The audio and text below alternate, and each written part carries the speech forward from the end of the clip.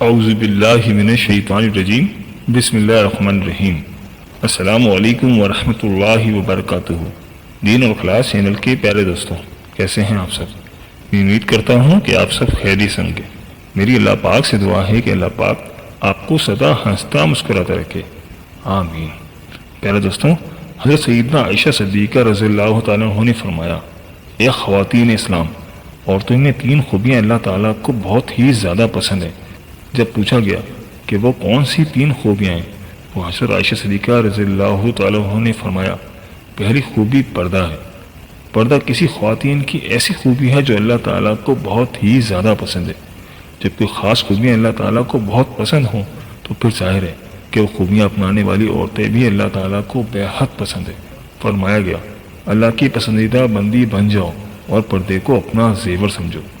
آج کل کی عورت کہتی ہے کہ جی پردے کا کیا ہے، بس انسان کا ذہن پاک صاف ہونا چاہیے اور دماغ کا صاف ہونا ضروری ہے۔ تو میں کہتا ہوں کہ اے میری بہن، تیرا ذہن کتنا بھی پاک ہو جائے لیکن سیدنا فاطمہ الزہرا سے زیادہ پاک و صاف نہیں ہو سکتا۔ میری بہن سن، پردے کا حکم سیدنا فاطمہ کو بھی دیا گیا تھا۔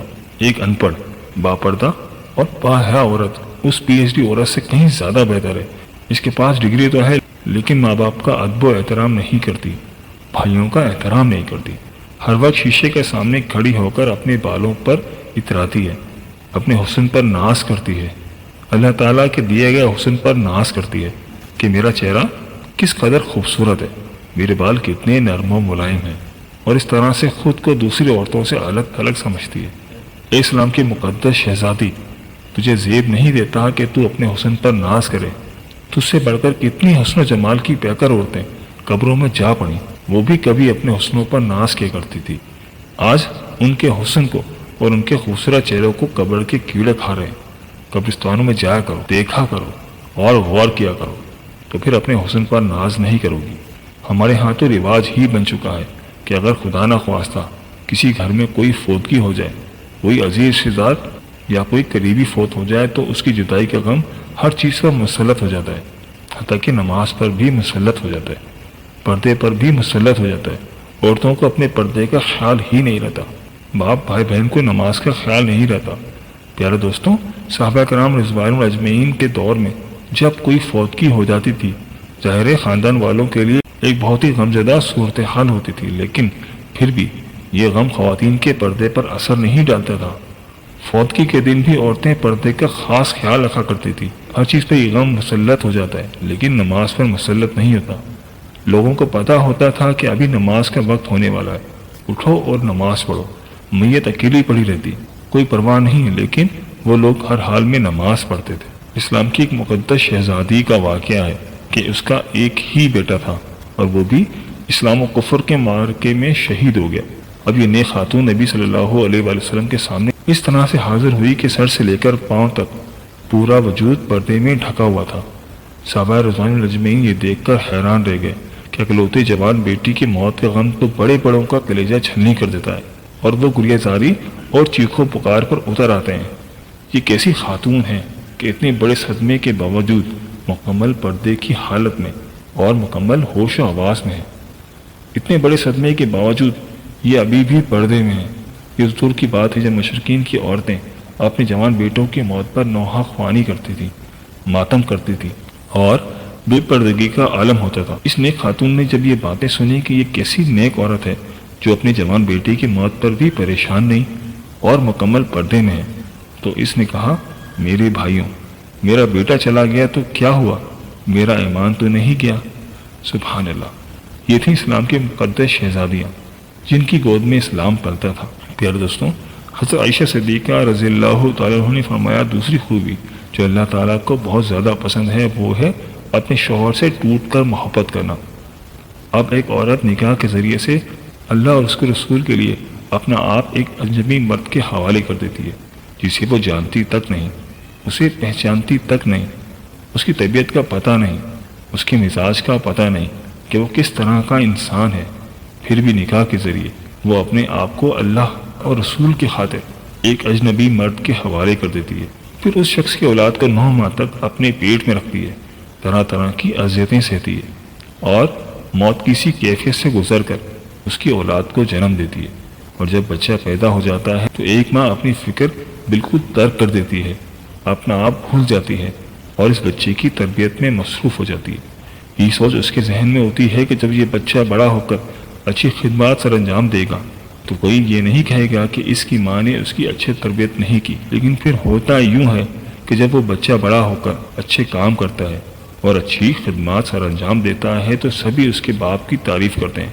کوئی یہ نہیں کہتا کہ فلاں عورت نے، اس کی ماں نے اس کی اچھی تربیت کی ہے جس کی وجہ سے یہ بڑا انسان بنا ہے۔ تو کئی سال تک جب وہ اپنے بچوں کی تربیت میں لگ جاتی ہے اور اپنے آپ بالکل بھول جاتی ہے، پھر اس کے چہرے پر جھریاں نمودار ہونے لگ جاتی ہیں۔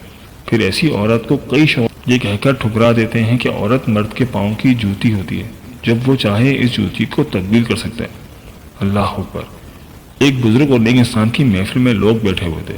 وہاں یہ بات چل رہی تھی کہ ایک مرد کہہ رہا تھا کہ عورت مرد کی جوتی ہوتی ہے، مرد کو جہاں بھی اپنے مناسب سائز کی جوتی نظر آئے وہ بدل لے۔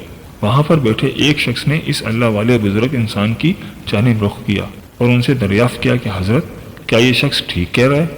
تو بزرگ فرمانے لگے کہ اپنی سوچ کے مطابق بالکل ٹھیک کہہ رہا ہے، اور واقعی عورت مرد کے پیروں کی جوتی ہوتی ہے۔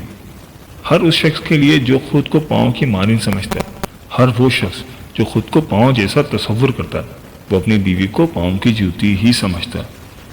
یہی عورت سر کا تاج بھی ہو سکتی ہے، لیکن صرف اس مرد کے لیے جو خود کو بادشاہ کی مانند سمجھتا ہے۔ جب ایک عورت ایک ایسے شخص کے لیے اپنی زندگی قربان کر دیتی ہے جس کے وہ نکاح میں آ جاتی ہے، اس کی خدمت گزاری کرتی ہے، بچے پیدا کرتی ہے اور اس کے بچوں کی تربیت کے دوران اس کے چہرے پر جھریوں کے نشانات نمودار ہونا شروع ہو جاتے ہیں، لیکن مرد اس بات کو سمجھنے کے بجائے جب یہ دیکھتا ہے کہ عورت پہلے کی طرح خوبصورت نہیں رہی تو وہ دوسری عورت کی جانب مائل ہونے لگتا ہے اور اپنی بیوی کو چھوڑنے کے لیے تیار ہو جاتا ہے۔ تو ایسا مرد اپنی زندگی کی ہنستی بستی زندگی میں زہر گھول کر رکھ دیتا ہے اور اسے کانٹوں کے بستر پر سونے پر مجبور کر دیتا ہے۔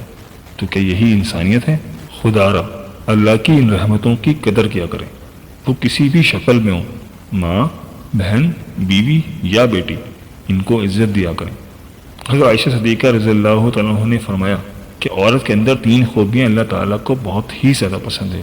جب پوچھا گیا کہ ام المومنین عورتوں کی وہ کون سی خوبیاں ہیں جو اللہ تعالیٰ کو بہت زیادہ پسند ہے، تیسری عورت وہ ہے جو اللہ کے حضور جھکنے والی عورت ہے، نماز پڑھنے والی عورت، قیام، رکوع اور سجود کرنے والی عورت، قرآن پڑھنے والی عورت۔ آج کل کی عورت کہتی ہے کہ بچے زیادہ ہیں اس لیے نماز پڑھنے کا وقت ہی نہیں ملتا، اللہ کے حضور جھکنے کا وقت ہی نہیں ملتا۔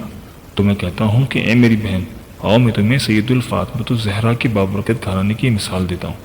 جنت کے سرداروں حسنین کریمین کی تربیت بھی ہو رہی ہے، مولا علی رضی اللہ تعالیٰ عنہ کی خدمت گزاری بھی ہو رہی ہے، مہمانوں کو کھانے بھی پیش کیے جا رہے ہیں۔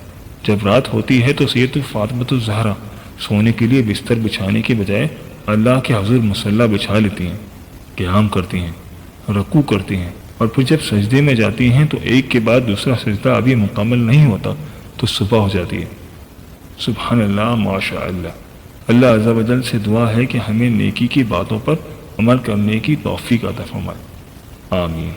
پیارے دوستوں، یہ تھی ہماری آج کی ویڈیو۔ میں امید کرتا ہوں کہ آپ کو ضرور پسند آئی ہوگی۔ اگر ویڈیو پسند آئی ہے تو ویڈیو کو لائک کر دیں اور اپنے دوستوں رشتہ داروں کے ساتھ لازمی شیئر کریں تاکہ وہ بھی اس سے فائدہ اٹھا سکیں اور آپ کو بھی صدقے کا ثواب مل جائے۔ دوستوں، اگر آپ ہم سے کسی وظیفے کے بارے میں جاننا چاہتے ہیں تو مجھے کمنٹ کر کے ضرور بتائیے گا، مجھے آپ کے کمنٹس کا انتظار رہے گا، اور ہمارے چینل دین اور اخلاص کو سبسکرائب کرنا مت بھولیے گا، اس سے ہماری حوصلہ افزائی ہوتی ہے۔ ملتے ہیں ایک نئی ویڈیو کے ساتھ، ایک نئے ٹاپک کے ساتھ۔ اللہ پاک آپ کی تمام مشکلات حل فرمائے اور اللہ پاک آپ کا حامی و ناصر ہو، آمین۔ اللہ حافظ۔